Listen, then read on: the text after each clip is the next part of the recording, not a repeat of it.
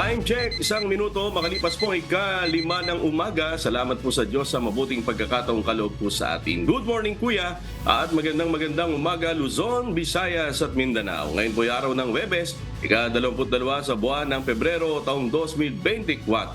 Mula po rito sa Pilipinas, ako po ang inyong amigo, Sherwin Kulubo.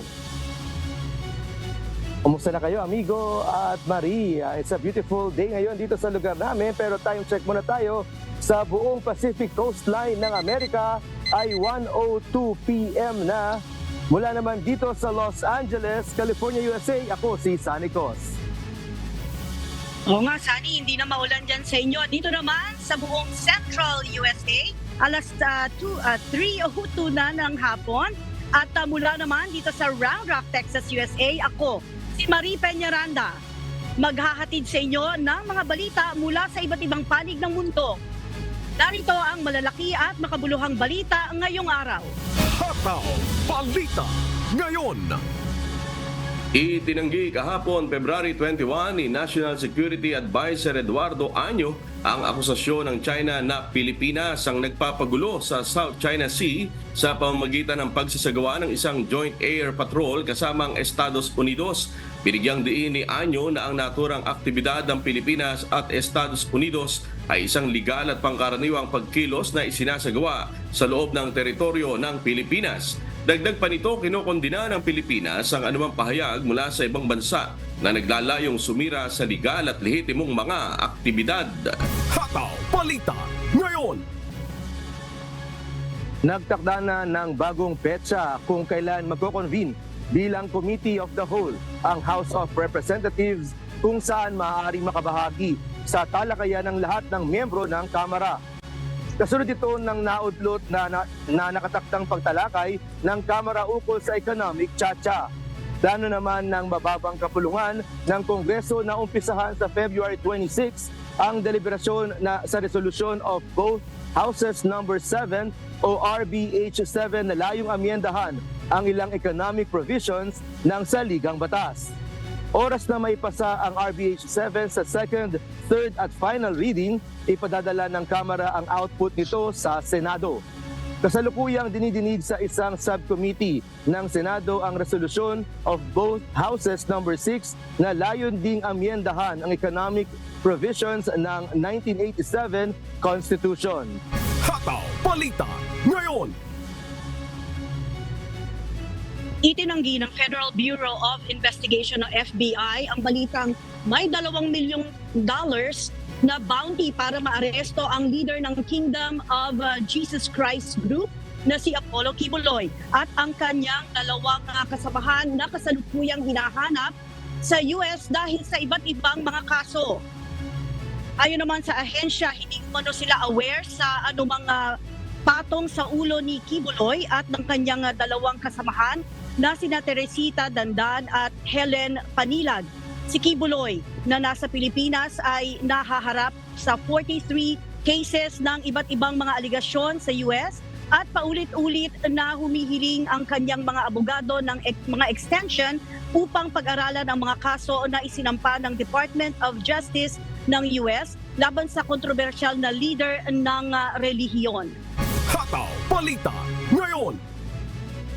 Lumagda na sa isang manifesto ang halos lahat ng kongresista mula Mindanao para magpahayag ng pagtutol sa kampanyang ihiwalay ang nasabing isla sa Pilipinas. Ayon kay House Committee on Muslim Affairs Chairperson at Representative Muhammad Khalid Dimaporo ng Lanao del Norte, 1st District, hakbang paatras ang panawagang Independent Mindanao. Sagot ito ng isang mambabatas ng tanungin hinggil sa panukala ni dating Pangulong Rodrigo Duterte na ihiwalay na sa Pilipinas at gawing independent ang Mindanao, bunsod ng di pagunlad ng rehiyon sa matagal ng panahon.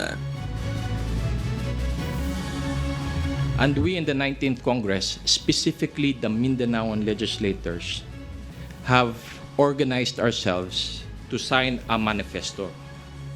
This manifesto is titled the Unified Manifesto of Mindanao Congressmen for National Integrity and Development. 53 out of 60 congressmen have signed this. and we are one with our president that we don't need to move backwards to the time of darkness in the region of Mindanao. Hataw Balita ngayon. Nakapagpiyasa na ang dalawang environmental activist na sina Jolina Castro at Jed Tamano kasunod ng inilabas na arrest warrant ng Korte ng Bulacan Municipal Trial Court.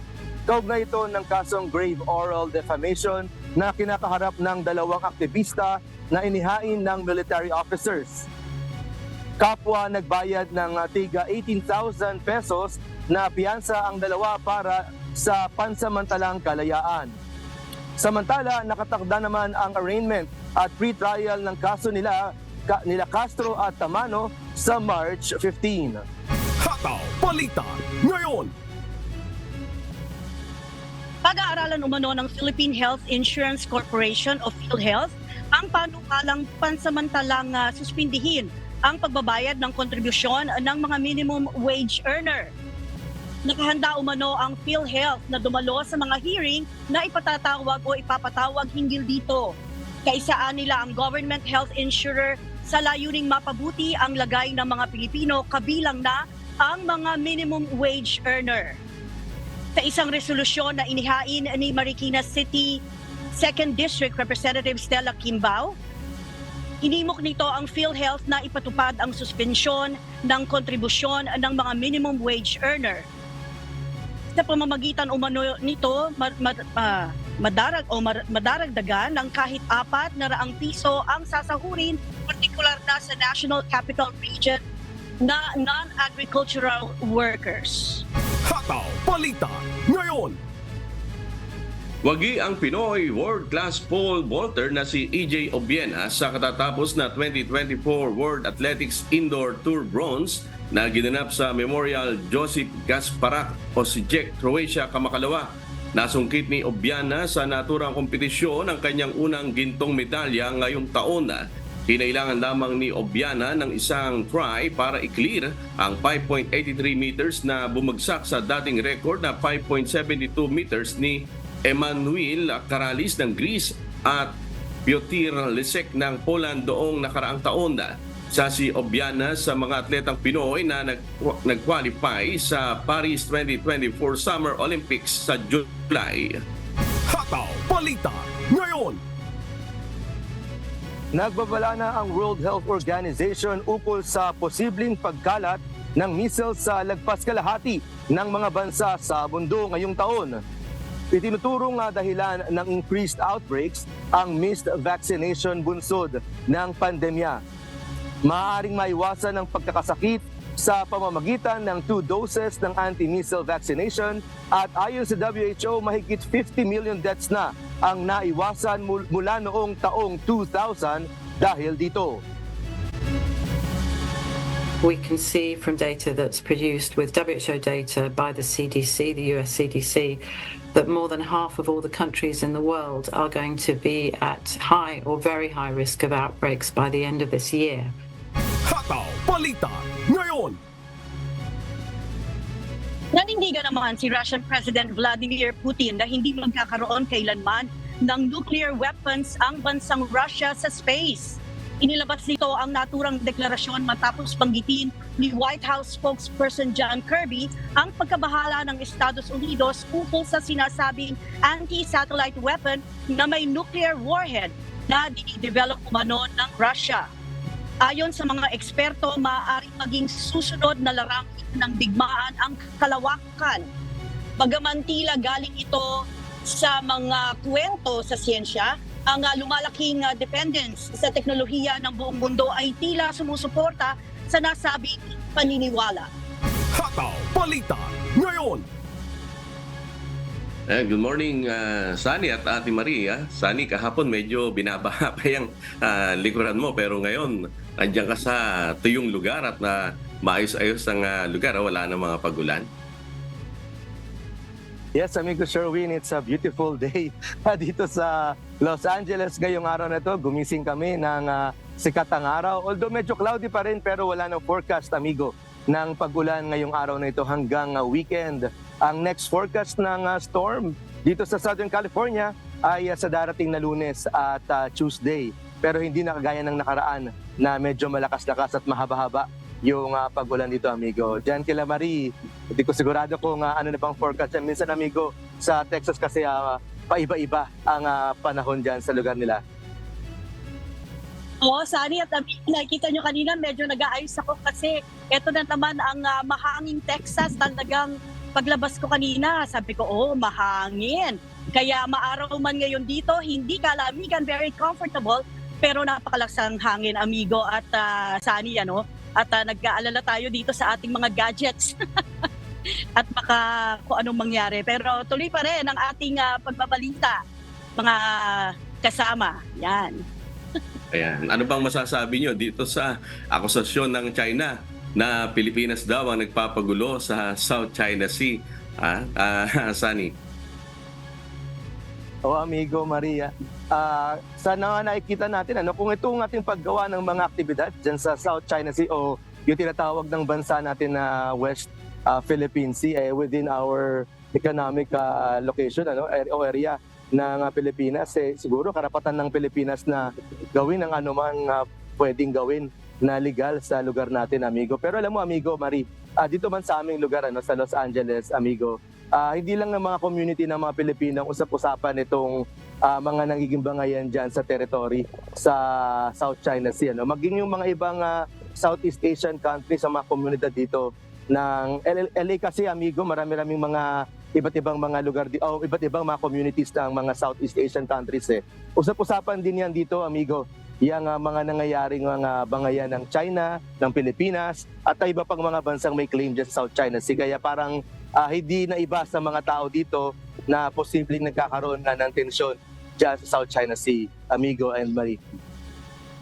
Oo, mahabang usapin na ito, no, amigo at Sunny. Pero ang gusto lang sana natin bilang mga Pilipino ay maayos na kung itong mga teritoryong ito, kumbaga ancestral itong matatawag na sana maayos na ang lahat at mai-award na kung kanino man talaga itong lugar na tinatawag nating West Philippine Sea o South China Sea para sana at sa ganon matapos na rin yung mga illegal na mga gawain dyan, either tayo man yung illegal o yung China ang illegal, magkaroon na ng closure, kumbaga sabi nga ng mga kabataan ngayon. Sa ngayon, magulo pa rin, maraming pa rin mga usap-usapan tungkol dyan, pero sana hindi na humantong sa malagerang pag-uusap, amigo at Sunny. Wala namang ganun at hindi naman talaga, aminado naman tayo, hindi naman talaga natin kayang makipaggera o makipaglaban sa bansang China. Kaya democratic ang ginagawa natin di ba? Process, lumalapit tayo. At nai-award naman na yan sinabi naman na yan sa atin, sakop ng ating teritoryo, yung pinag-aagawan na yan sa West Philippine Sea. Kaya lang ang problema, merong kasing hindi tumatanggap at merong vested interest ang ibang mga bansa diyan sa ating teritoryo. Abangan sa pagbabalik ng Hataw Balita Ngayon. Hataw Balita Ngayon. Apollo Kibuloy, inakusahan sina Pangulong Ferdinand Marcos Jr. at First Lady Lisa Marcos na nakipagsabuatan sa Estados Unidos laban sa kanya. Hataw Balita Ngayon. Armed Forces of the Philippines o AFP pursigido na tuluyan ng matalo ang mga natitirang miyembro ng Daula Islamia Mauti Terrorist Group. Hataw Balita Ngayon. At inilaang pondo ng Australian government para sa mas malaki at higit na panganib na Royal Australian Navy Surface Combatant Fleet, aabot sa 54 billion Australian dollars. Hataw Balita Ngayon. Patuloy po kayo mantabay, magbabalik pa ang Hataw Balita Ngayon.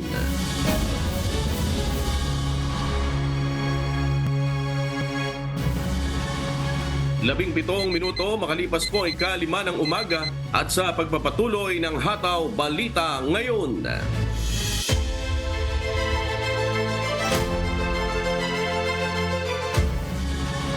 Inihayag ni Apollo Quiboloy ang umano'y pakikipagsabwatan ni na Pangulong Ferdinand Marcos Jr. at asawa nitong si First Lady Lisa Araneta Marcos sa US government para maaresto at gipitin ito. Mayroon din anyang natanggap na impormasyon na rendition na at hindi basta extradition ang gagawin para siya ay makuha ng Estados Unidos. Ikinabahala rin ito ang balita na mayroong 2 milyong dolyar o 100 million pesos na nakapatong sa kanyang ulo. Sa gitna ng mga akusasyon, hindi pa nagbigay ng sagot si Pangulong Marcos hinggil sa issue. Ako ay binigay na ninyo sa kamay ng mga Amerikano at gagawin nilang gusto nilang gawin sa akin sa aking sariling bansa. Ang aking 11 compounds, araw-gabi, sinosurveillan ng drone. Hindi po kami makatulog, hindi kami mapakali. Kung pababayaan po natin ang ganitong mangyayari ng mga dayuhang tulad ng Amerikano, CIA, FBI, State Department, US Embassy, gigipitin tayo with the connivance of our own President and First Lady and other members of the Congress. Hataw Balita ngayon. Binalaan ni Senate Deputy Minority Leader Risa Hontiveros si Kingdom of Jesus Christ Leader Apollo Quiboloy na ipaaresto ito kung muling aabsent sa investigasyon ng Senado na gagawin sa March 5. Inilabas na rin ang kopya ng bagong subpina laban sa kanya at kung sakaling hindi pa rin siya tumugon sa subpina, hihingi na niya ng tulong ang komite ni Senator Hontiveros sa PNP para ipatupad ang arrest order laban kay Quiboloy. Sa kabila nito, nanindigan naman si Quiboloy na hindi ito haharap sa Senado at muli ring hinamon ang senadora na ang nasa korte na lamang magsampa ng kaso. As to yung may patong siya sa ulo, come on, wag na siyang magpa-victim pa. Ang mga biktima ay yung mga victim survivors, pati yung isang saksi namin na pagkatapos magtestimonya dito ay kinasing ang kanyang lugar. Ayaw din nilang ay paharap itong mga false accusers na pinaggagawa nila to destroy my reputation para idamay sila Duterte family doon sa kapupuntahan ng mga investigasyong walang kakwenta-kwenta. Ikaw, Risa Hontiveros, ikaw, kayong tatlo dyan na nasa kongresong puro leftist, inahamon ko kayo, sabi ko, pumunta kayo sa korte sapagkat ang SMNI walang kasalanan, ginurgur ninyo sapagkat idinadawit ninyo kami sa politika.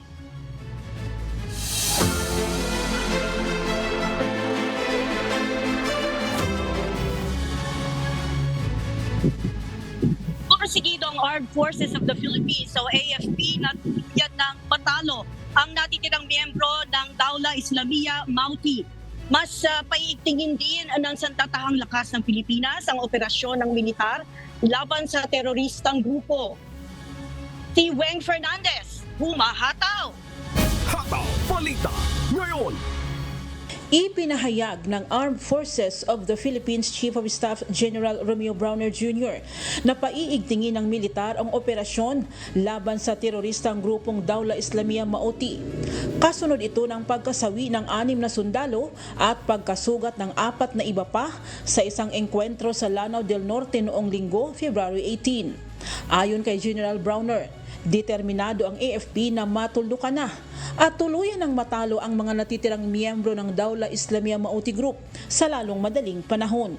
Lalo pa natin paigtingin yung ating operation against the group dahil gusto natin na matalo talaga sila as soon as possible tayo. Wala nang problema na umibigay sa ating insidente, lalo-lalo na dito sa kanila. Sa kanyang pagbisita sa Cagayan de Oro City kahapon, February 21, sinabi ni Browner sa mga sundalo na huwag manghina dahil sa nawalan sila ng kasama, kundi gawing inspirasyon na magporsigi na mas lumaban at maglingkod pa para sa bayan. Sa kasamaang palad, tayo naman ang namatay. But we should not be disheartened Dapat hindi tayo manmomoral. Instead, let this be our inspiration to fight harder, to serve harder. Pinayuhan din ng general ang mga militar na palaging sundin ang tamang tactics and procedure sa pagganap ng tungkulin. Binisita rin ni Browner at binigyan ng medalya ang 4 na sundalong sugatan na nasa Camp Evangelista Station Hospital na kasalukuyang nagpapagaling. Bibigyan natin sila ng mga medalya at ng suporta so that lalo silang para mapabilis yung paggaling nila and so that they can go back to serving their duty once again. Nagbigay din ng parangal ang Chief of Staff sa ilang mga sundalong kabahagi upang maging matagumpay ang iba't ibang operasyon sa area of responsibility ng 4th Infantry Division of 4ID sa Caraga Region at Northern Mindanao. Weng Fernandez, humahataw sa Balita Ngayon. Hataw Balita Ngayon. Nagpadala na ng tulong ang Philippine Air Force sa lalawigan ng Benguet matapos na muling sumiklab ang 2 forest fire sa mga bayan ng Itogon at Bocod. Si Grace Doctolero, humahataw. Hataw Balita Ngayon. Muli na namang sumiklab ang forest fire sa Mount Camisong sa Itogon, Benguet at sa Barangay Adunot, Bukod, Benguet kahapon February 21. Agad na rumisponde ang 501st Search and Rescue Group ng Philippine Air Force gamit ang kanilang Super Huey helicopter sa pamamagitan ng pagsasagawa ng heli-bucket operation gamit ang tubig na nakolekta nito mula sa Santo Tomas Water Reservoir at Banao River. Kaugnay nito, patuloy naman ang ginagawang pakikipag-ugnayan ng Tactical Operations Group 1 ng Tactical Operations Wing Northern Luzon ng Philippine Air Force sa Civil Defense Cordillera, Bureau of Fire Protection at iba pang local government agencies upang mapag-usapan ang iba't ibang mga estratehiya na maaring gawin upang tuluyan ng maapula ang apoy. Samantala, umabot na ang forest fire sa Sitio Libang, Barangay Poblasyon, Tuba, Benguet na sumiklab bandang umaga nitong Miyerkules sa Barangay Tabaan Sur, Tuba, Benguet. Kabilang din sa apektado ang malawak na bulubunduking bahagi ng Mount Santo Tomas, ang pinakamataas na overlooking ng Baguio City at ilang bahagi ng Region 1. Sa ngayon, wala namang naitalang casualty ang mga otoridad habang patuloy naman ang ginagawang investigasyon ng Bureau of Fire Protection upang alamin ang sanhi ng naturang sunog. Ayon sa mga otoridad, as of 10 p.m. kagabi, ang wildfire ay malapit sa relay towers ng telecommunication companies. Grace Doctolero, humahataw sa Balita Ngayon. Hataw Balita Ngayon. At ibang obra maestra ang ibinida sa ginanap na kauna-unang exhibit ng Banahaw artists sa bayan ng Mahayhay sa Laguna.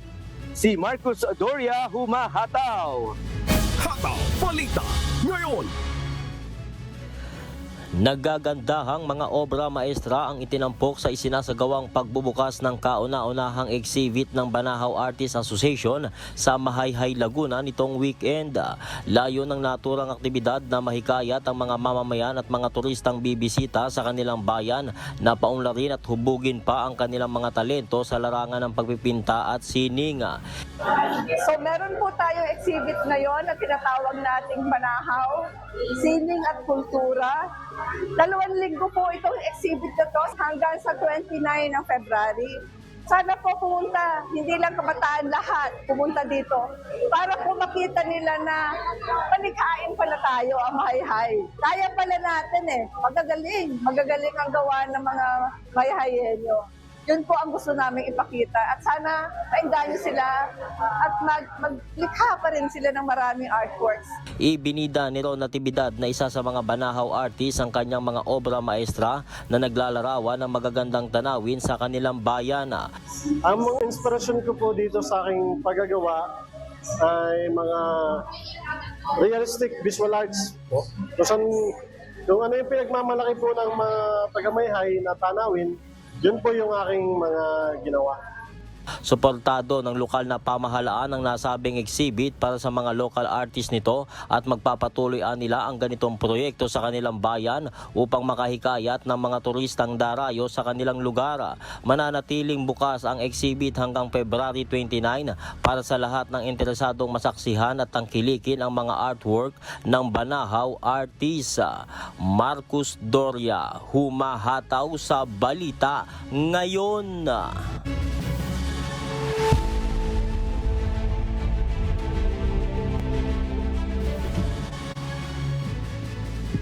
Nakatakda namang magpresenta ng kani-kanilang argumento ang Estados Unidos at Russia sa pinakamataas na hukuman ng United Nations na International Court of Justice.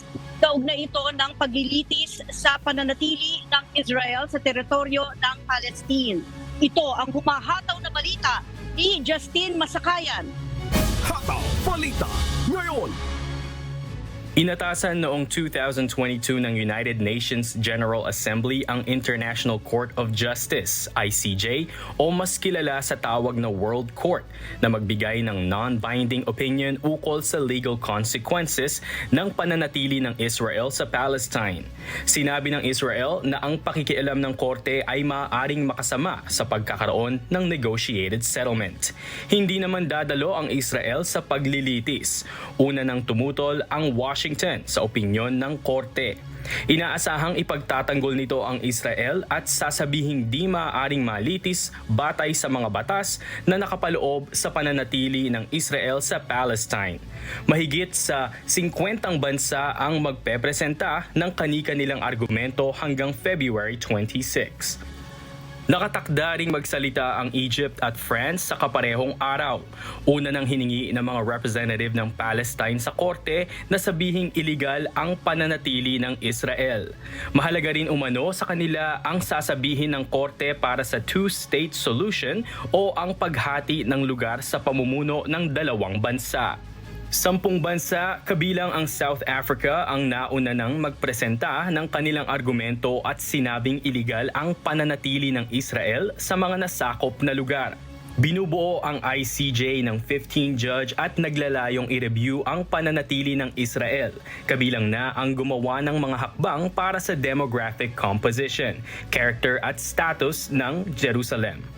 Inaasahang aabot ng 6 na buwan bago magbigay ng desisyon ang mga ito.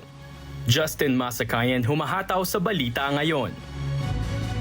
Hataw Balita ngayon. Aabot sa 54 billion Australian dollars ang inilaang pondo ng Australian government para sa mas malaki at higit na mapanganib na Royal Australian Navy Surface Combatant Fleet.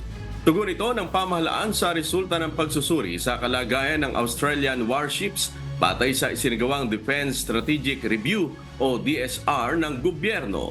Itong humahataw na balita ni Danny Delieva. Hataw Balita ngayon. Lumabas sa independent analysis sa kasalukuyang surface combatant fleet ng Royal Australian Navy na ito na ang pinakamatandang warships na ginagamit ng Navy sa buong kasaysayan nito. Binigyang diin din ng pag-aaral na kailangan ang agarang pagpapalakas sa air defense, long-range strike, presensya at kakayahan sa anti-submarine warfare ng Navy. Bawat pagkaantala ng upgrade ay mangangahulugan ng karagdagang panganib. Bilang tugon, ang Navy Surface Combatant Fleet ayon sa plano o blueprint ng pamahalaan na inilunsad ni Deputy Prime Minister at Defense Minister Richard Marles ay bubuuin ng 3 Hobart-class air warfare destroyers, 6 na Hunter-class frigates, 11 bagong General Purpose frigates, at 6 na large optionally crewed surface vessels o LOSVs. Lahat ng warships na nabanggit ay layuning palakasin ang kapasidad ng Australian Navy. Magdaragdag din ng maliliit na war vessels ang pamahalaan, kabilang ang ilang offshore patrol vessels o OPVs para naman sa civil maritime security operations. Samantala, ihinto na ng Navy ang paggamit sa mga natitirang Anzac-class frigates, kabilang na ang 2 pinakalumang barko sa pagtatapos ng planned service life ng mga ito. Ang pondo na kakailanganin ng combatant fleet upgrade ay aabot sa 54 billion Australian dollars o o 1.98 trillion pesos. Inaasahan din na matutulungan ng investment sa Navy fleet ang shipbuilding industry sa mga estado ng South Australia at Western Australia at makagagawa pa ng mga karagdagang hanap buhay. Ayon naman sa ilang eksperto, lalong naging madalian o urgent ang pagpapalakas sa pwersa ng Australia dahil sa pagiging agresibo ng China sa Indo-Pacific region. Danny De Lieva, humahataw sa balita ngayon. Hataw Balita ngayon. Check. Inihanda ngayon ng pamahalaan ng Thailand ang isang pollution mitigation fund upang labanan ang lumalala at mapanganib na kalidad ng hangin sa bansa o PM 2.5. Sa pamamagitan ito ng pakikipag-ugnayan ng bansa sa United Nations. Ito ang umahataw na balita ni RK Llorca. Hataw Balita ngayon. Dahil sa banta sa kalusugan na dala ng mapanganib na hangin o lumalalang sitwasyon ng PM 2.5 sa Thailand, inihayag ni Thai Prime Minister Srettha Thavisin na kasalukuyan itong nakikipag-ugnayan sa United Nations o UN upang makapagtatag ng isang pollution mitigation funds. Sinabi nito na sa katatapos lang na cabinet meeting noong Martes, February 20, nauna na itong iminungkahi ni Prime Minister Thavisin kay UN's Deputy Secretary General Amina Mohammed sa kanilang pag-uusap patungkol sa Sustainable Development Meeting sa UN kasama ang ilang opisyal ng bansa. Inaasahang magbibigay suporta sa mga low-income countries ang financial funds upang labanan ang iba't ibang klaseng environmental pollution, lalong-lalo na ng air pollution o ng PM 2.5. Pinuri naman ni Mohammed ang nasabing proposed plan ng Thai government upang labanan ang environmental problems at mabigyang solusyon ito sa pamamagitan ng suporta ng gobyerno.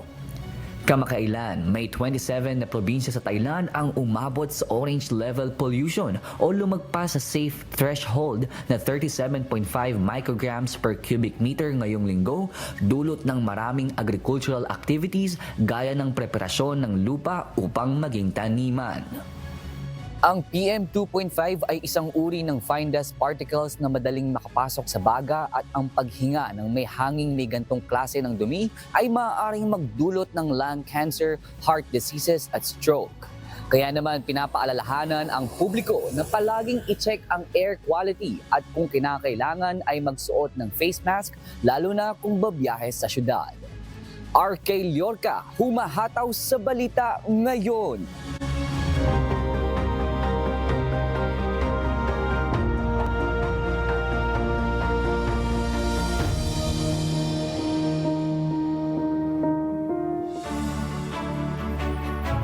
Inugunahan ng Members Church of God International o MCGI ang pangangailangang medikal ng mga pulis at kanilang mga kaanak sa Catanduanes.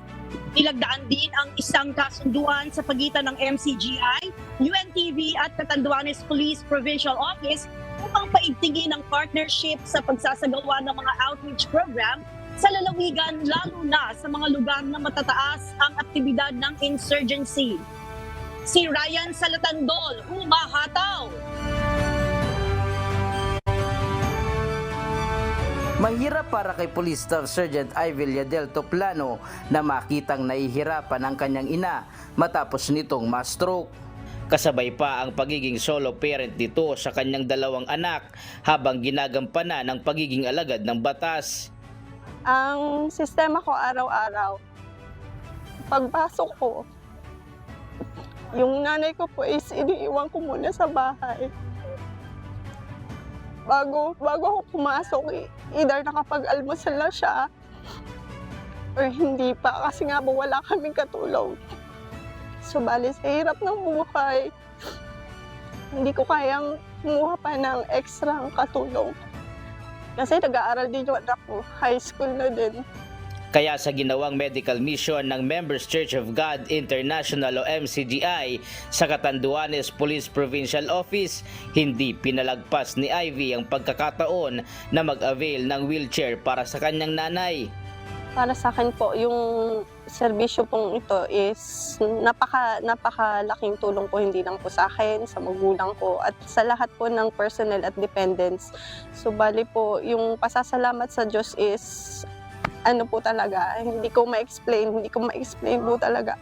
So bali, ang ano ko na lang is magpatuloy pa rin po sana kayo at marami pa po kayong matulungan. Sa kabila ng hirap ng kalagayan ni Ivy, hindi anya siya nawawala ng pag-asa at pagtitiwala sa Diyos. Bali po talaga, yung lakas ng loob ko po talaga is syempre unang-una sa taas. Kasi kung hindi po dahil sa Diyos is walang mangyayari. Kasi pag nauwi ako sa bahay, iniisip ko na lang, sabi ko, Lord, bigyan niyo po ako ng lakas para bukas. Kasi gano'n naman po talaga, pag mag-duty ka, kayo na po bahala sa akin.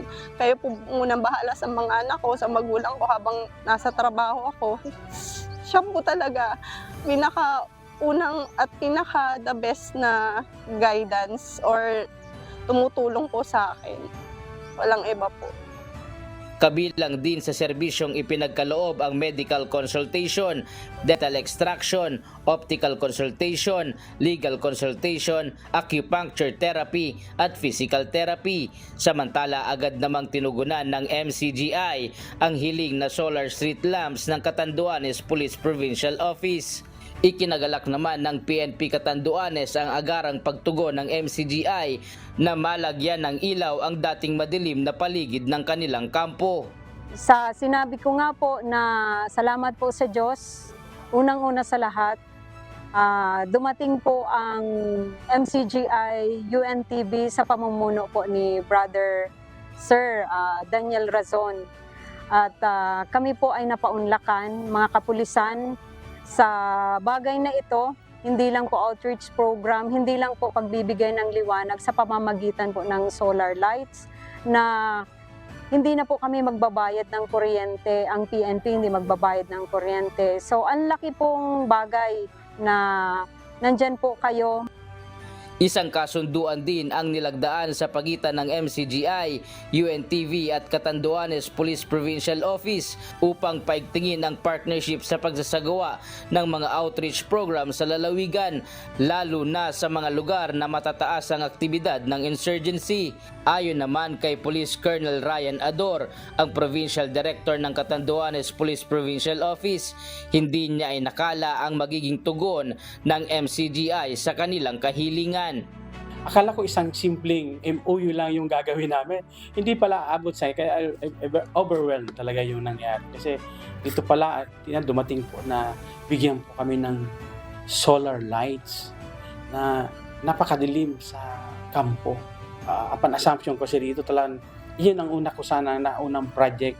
So ibig sabihin guided po ang pangyayari ito ng Panginoon na piliin na MCGI. So hindi lang siguro coincident, talaga siguro nakatadhana po na MCGI yung tutulong ng ganito dito sa amin sa Police Provincial Office.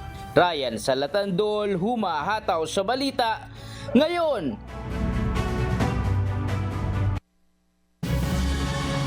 Abangan sa pagbabalik ng Hataw Balita Ngayon. Hataw Balita Ngayon. Pangulong Ferdinand Marcos Jr. tiwala na malaki ang maitutulong ng pagtatayo ng mga world-class infrastructure para umasenso ang bansa. Hataw Balita Ngayon. 15 individual patay habang 2 naman ang sugatan sa nangyaring aksidente sa Mabinay, Negros Occidental o Oriental. Balita Ngayon. Protesta ng mga magsasaka sa New Delhi, India na uwi sa matinding gulo.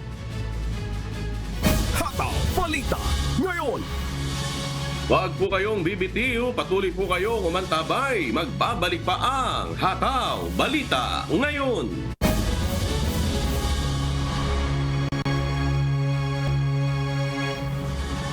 Alas 5:42 na po ng umaga at sa pagpapatuloy ng Hataw Balita Ngayon.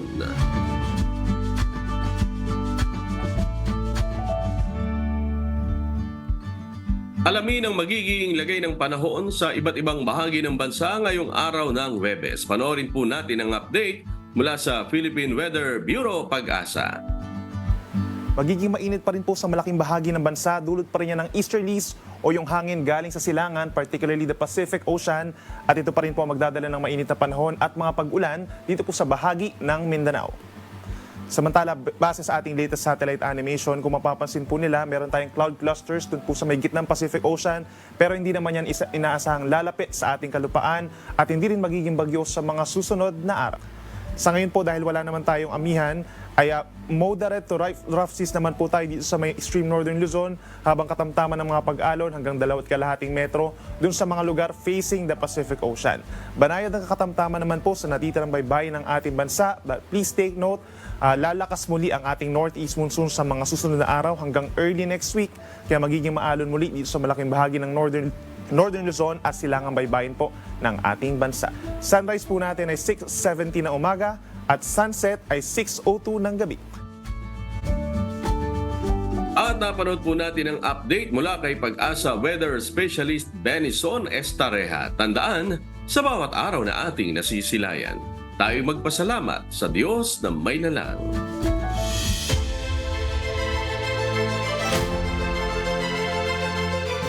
Tiwala si Pangulong Ferdinand Marcos Jr. na malaki ang maitutulong ng pagtatayo ng mga world-class infrastructure para makahikayat pa ng mas maraming mamumuhunan at upang umasenso ang bansa. Binigyang diin ito ng Pangulo ng personal niyang inspeksyonin ang nasa 20-kilometer 6-lane airport to New Clark City Access Road o ANAR sa Mapalacat, Pampanga. Inaasahang bibilis ang biyahe ng mga manggagaling sa New Clark City papuntang Clark International Airport dahil sa access road na ito. Mula sa 1 oras, magiging 20 minuto na lamang ito.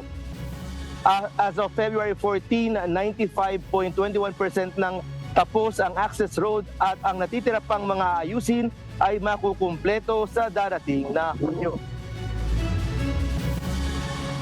It conveys the message that we are committed to building world-class infrastructure that can host the business in a high-growth area. The Clark Metropolis has what it takes to be a mecca for tourists, a magnet of investments, and a market of goods and services. We must leverage these attributes into higher visitor traffic, attracting more investments that generate better jobs and spur economic activity.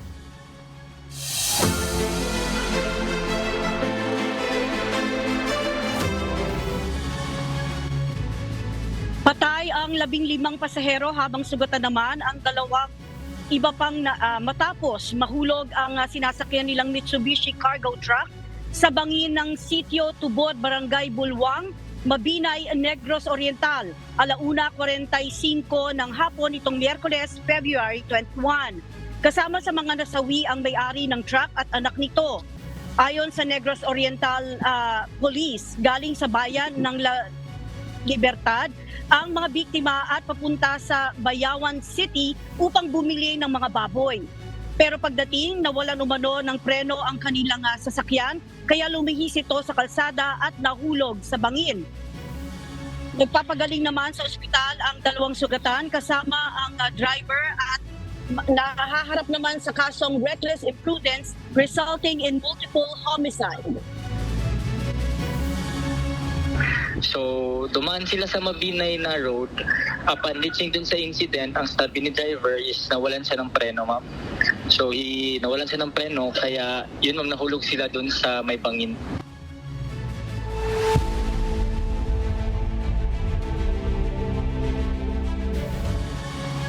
Nauwi sa gulo ang isinagawang kilos protesta ng mga magsasaka sa New Delhi, India. Isang magsasaka ang kumpirmadong nasawi sa insidente habang 12 pulis naman ang nasaktan. Ito ang humahataw na balita ni Ann Gonzalez.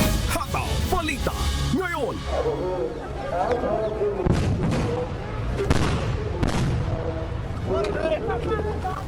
Nagpasabog ng tear gas at water cannon kahapon, February 21, ang Indian Police sa kilos protesta na isinagawa ng mga magsasaka 2 araw matapos tanggihan ng mga magsasaka ang alok na presyo ng Indian government ukol sa kanilang mga ani.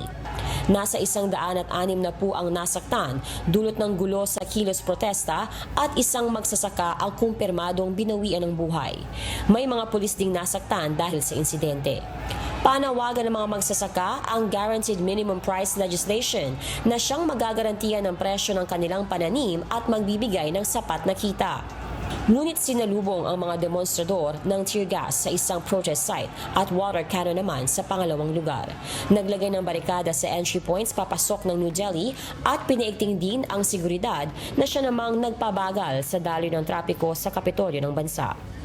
Nasa mahigit 10,000 magsasaka ang nagtipon sa border ng Shambu, dala ang malalaking kagamitan gaya ng excavator at crane na kinumpiska naman ng pulisya. Sa social media post ni India Agriculture Minister Arjun Munda, sinabi niyang mahalagaan niya na mapanatili ang kapayapaan kung kaya't inaanyayahan niya ang mga magsasaka na makipagdiskusyong muli.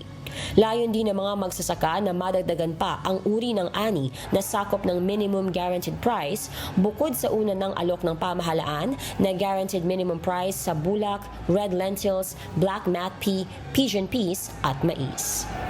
Ann Gonzalez, humahataw sa Balita Ngayon. Hataw Balita Ngayon. Alamin ang mga balita patungkol sa sitwasyon at mga suliranin na nararanasan ng airline company sa iba't ibang bansa. Ito ang humahataw na balita ni James Bontuyan. Hataw Balita Ngayon. Magtataas ng fees ang American Airlines para sa check-in bags sa domestic at international flights. Magkakaroon din ng mga pagbabago kung papaano makakakuha ang travelers ng frequent flyer point kung saan kinakailangan ang tickets ay bilhin directly sa airlines o sa piling online agencies lamang. Nagpapakita ito ng trend sa industriya na nababawasan na ang reliance ng pagbili ng ticket sa mga travel agent. Gusto namang gumamit ng United Airlines ng mas maraming Boeing 737 MAX 9 at Airbus A321 models sa ngayon. Hindi kasi sigurado kung kailan maaprubahan ang mga MAX 10 models ng eroplano. Inilista muna ng airline company ang MAX 10 model sa kanilang mga plano na dahilan para makaapekto ito sa kanilang layunin na lumaki palalo sa taong 2026. Sa Europa naman, nag-aalala ang Ryanair sa kakulangan ng models mula sa Boeing. Maaaring maapektuhan nito ang passenger capacity at operational plans ayon sa kanilang CEO na si Michael O'Leary. Sa gitna ito ng kasalukuyang nagaganap na pag-check ng Federal Aviation Administration o FAA pagkatapos ng aksidente noong Enero. Samantala sa kontinente ng Asia naman, hindi masyadong kumita ang Singapore Airlines noong nakaraang quarter dahil sa kompetisyon sa ibang airlines.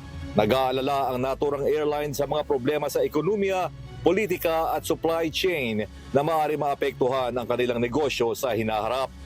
Kasabay nito, pinag-iisipan pa ng Cebu Pacific kung ang kanilang bibilhing humigit 100 models ng eroplano ay mula sa Airbus o mula sa Boeing. Sa kasalukuyan kasi, Airbus models pa lamang ang gamit ng airlines. Kailangan din ng Cebu Pacific ng iba't ibang modelo ng airplanes dahil sa maraming klase ng runways sa Pilipinas.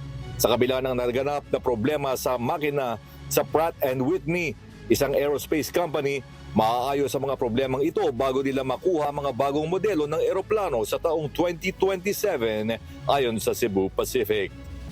James Bontuyan, humahataw sa Balita Ngayon. Hataw Balita Ngayon.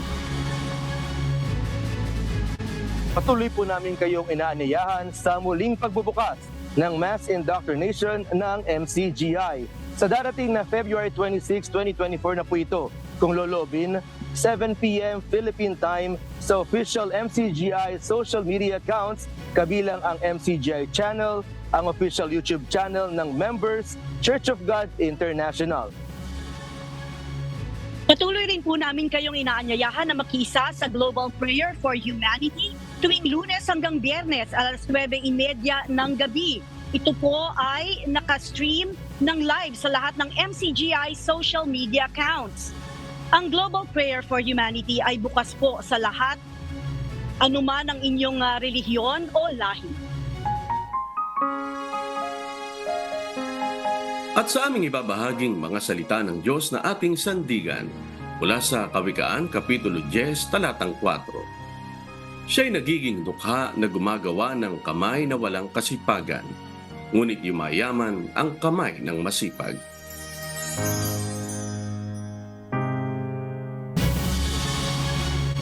At yan po ang mga humahataw na balita ngayong umaga ng Huwebes, ika-22 sa buwan ng Pebrero 2024. Sa ngalan po ng lahat ng bumubuo ng UNTV News and Rescue, UNTV Radyo La Verdad 1350 at ng ating mga correspondent mula Luzon, Visayas at Mindanao. Mula po rito sa Pilipinas, ako po ang inyong amigo Sherwin Kulubong.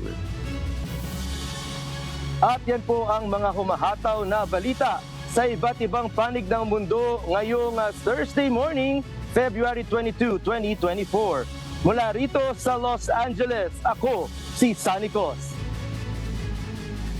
Napakabilis ng oras. Ako naman po si Marie Peñaranda mula rito sa Round Rock, Texas, USA. At dito sa UNTV at sa UNTV Radio La Verdad, 1350, Diyos ang aming sandigan. Serbisyo publiko ang aming pinahahalagahan. Susunod na ang Good Morning Kuya. Salamat po sa Diyos at magandang umaga po.